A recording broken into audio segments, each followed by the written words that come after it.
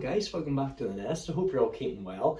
I will warn you, I'm going to be quite energetic during this movie reaction. I must say, we're halfway through my pantomime, so we are. It's actually going really well. I wasn't expecting it to do so well. I think it's just because we had very little time to do it.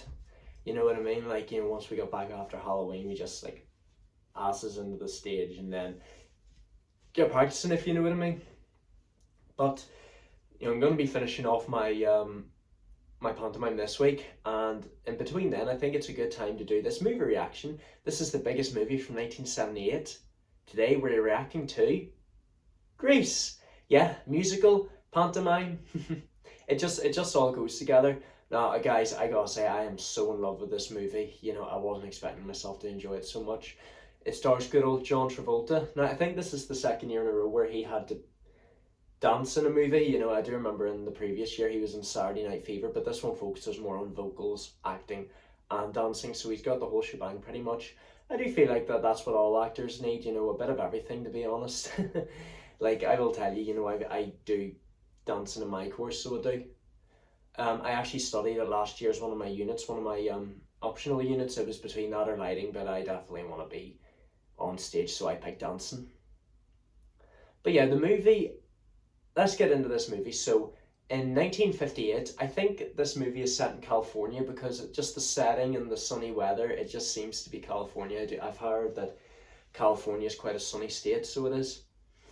And it starts off with local boy named Danny Zuko. He is on vacation at the beach and he meets this Australian girl named Sandy Olsen, and they both fall for each other. But because Sandy will have to go back to Australia come September, she does ask Danny, "What if we never see each other again?" "Sandy, our love is only the beginning." And then the main credits roll. I saw my problems and I see the light. We got a loving thing, we gotta feel it right. There ain't no danger, we can make it so far. We start to find right now that we can be who we are. Grease is the world. Ow! Let me warn you, I need to keep listening to a song over and over again so I know the actual words to it. Believe it or not, whenever I was in fourth year, now I never watched the movie before, but I did do a school play of Grease. From first to fifth year, I went to an all-boys school, and obviously we had to have girls from an all-girls school come over to do the school plays with us. And I will say, guys, it was actually a very important time for me because it's how I discovered what I wanted to do for a living, and it made me come out of my shell a wee bit more. I started being around people a lot more. It just changed my life, so it did, because I was having a very difficult time. And no, before you guys ask, I didn't lose anyone. I don't want to say what it is yet. Probably whenever this channel progresses a wee bit further, I'll tell you what happened to me that day that changed my life. And then Grease helped me get through it, so it did. And whoever was in it with me, if you guys are watching right now, I thank you guys so much, for helping me come out of my shell and making more friends. It was definitely the turning point in my life. Anyway, on with the story. The new term starts off at Rydell High, and Danny is actually in his senior year. I will say, guys, I keep on thinking that this is a university instead of a high school, because everyone just looks way older than 17 or 18. You know what I mean? Like, the actors are definitely way older. And I keep forgetting that in America, a lot of states don't have to wear uniform in schools. I do know in some states like Massachusetts and states like that, a lot of them do wear uniforms. I think it also depends if it's a private school or not over there. I don't know. Anyway, Danny is the leader of the greaser clique, the T-Birds, which consists of Sonny, Kinnicky, his best friend, Doody, and Putsy. I have to say, I really like Sonny because he's someone who makes out that he's really a big man when in reality is he's not. Like, whenever the principal catches him mitching off class, he says he's going to be the big man and try and rebel against her, but he just follows orders and he curses her in Italian.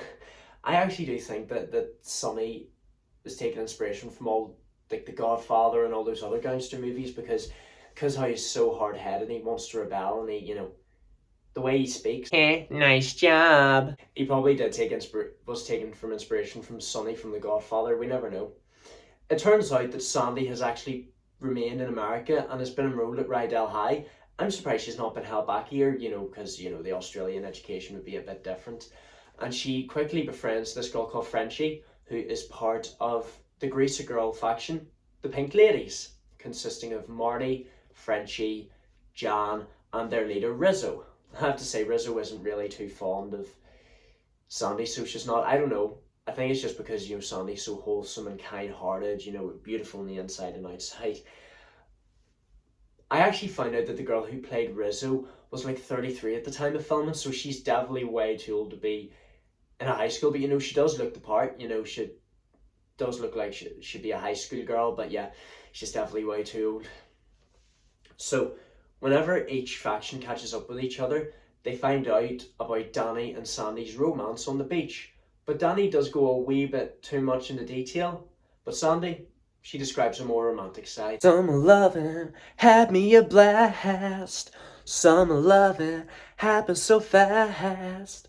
Summer days drifting away, but all the summer nights, oh well, oh well, oh well, uh-huh. Tell me more, was it love at first sight? Tell me more, did she put up a fight? I think a lot of this movie is just built around luck, how they're both in the same school, and at first, during the first musical number, they don't even realise it. Later on, whenever Sandy reveals Danny's name, Rizzo decides to introduce each other at the pep rally. And at first, Danny is really, really pleased to see her, but he's too caught up between his bad boy reputation with his group and his feelings, so he just decides to cast her aside. And obviously this upsets Sandy. Yeah, you know how it is, baby. Rock and rollin'. Who is that guy you met at the beach? He sounds like a cool guy. You're a phony and a fake, and I wish I never laid eyes on you. Don't worry about it, Sandy. Men are rats. They're fleas on rats. They're amoebas on fleas on rats. Well, I will say not all of us are like that. There's just some of them.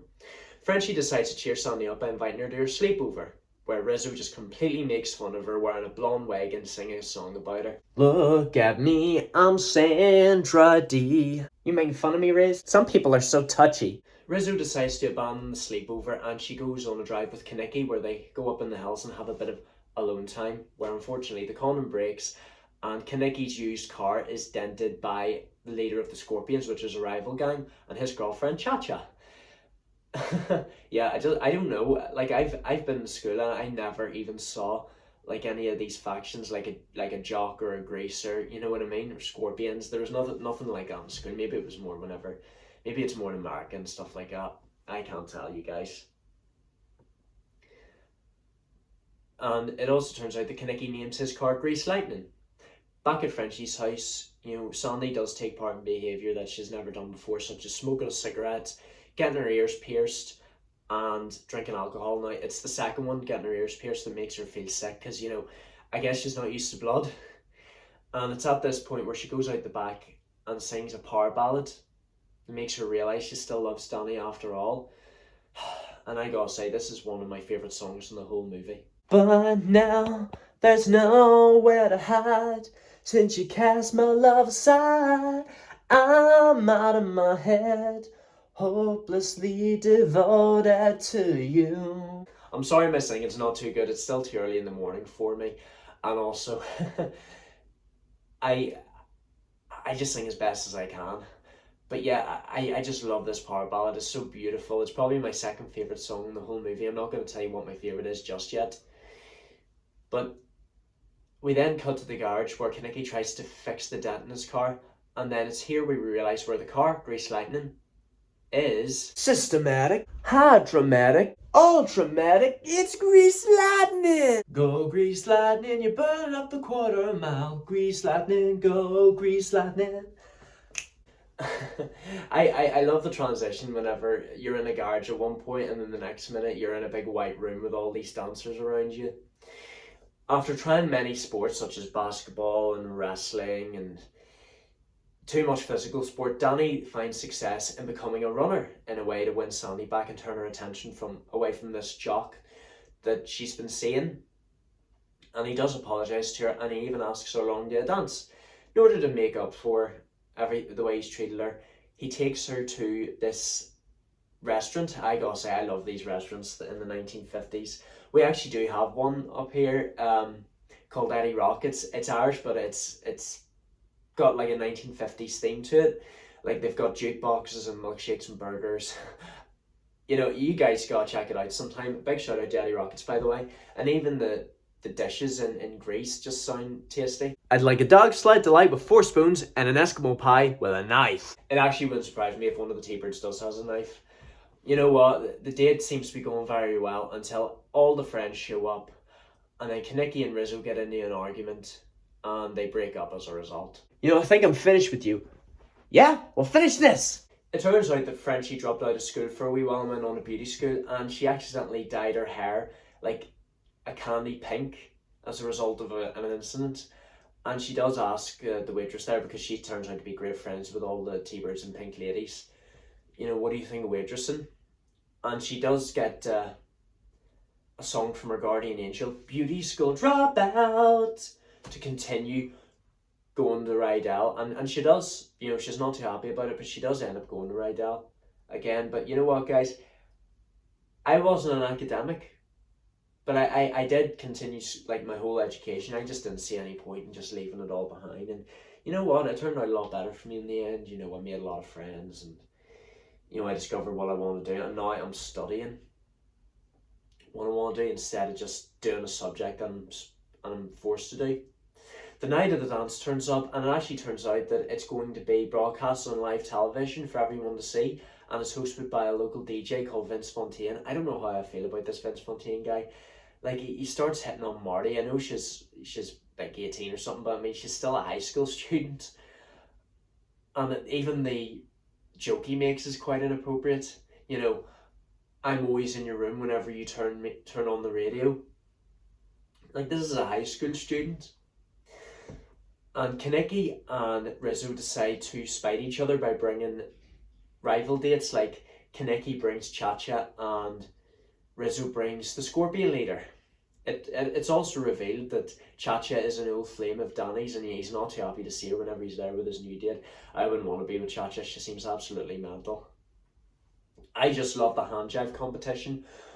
Unfortunately, during the final dance-off, Sonny, being the dick that he is, pulls Sandy away from Danny. And Cha-Cha ends up dancing with him, and then they win. And the whole night ends with the T-Birds mooning the camera. Later on, Rizzo feels that she's pregnant after she's missed a period, and she confides in Marty about it. Unfortunately, she accidentally lets slip. Coming through, lady with a baby. Why did you do that? Of course, the whole school spreads word around, and Kaneki does find out, but Rizzo denies it to him, saying how it's someone else's problem.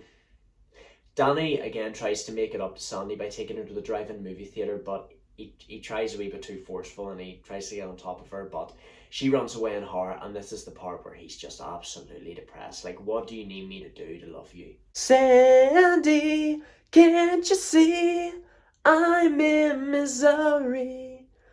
Oh, Sandy, Sandy, oh, Sandy. The day of the race turns up, and Kaneki asks Danny a favour. Danny, we've been friends a long time. Will you be my number 2 at Thunder Road? Kaneki is going to be racing the leader of the Scorpions. Unfortunately, he gets knocked out by his car door when it opens up on him, so Danny has to take over, and surprisingly he wins the race, and we see that Sandy's been watching all along, and she still loves Danny. I just don't think their love can be taken apart, you know what I mean? And she asks Frenchie for a favour to go up to her house and change her attitude and her looks in order to impress Danny. Goodbye to Sandra D. The last day of school rolls around, and it turns out that Rizzo isn't pregnant after all, and she tells it to Kaneki, and they get back together.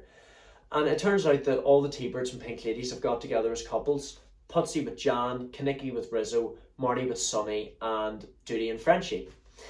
And it's at this point where we find out that both the main protagonists have changed for each other. Like, Danny has become a letterman, and Sandy has become a greaser girl, and she's had her hair a lot more curly, she's wearing skin-tight clothing, a leather jacket. And Danny just doesn't know what to say. Sandy! Tell me about it, stud. I got chills, they're multiplying, and I'm losing control of the power you're supplying. It's electrifying.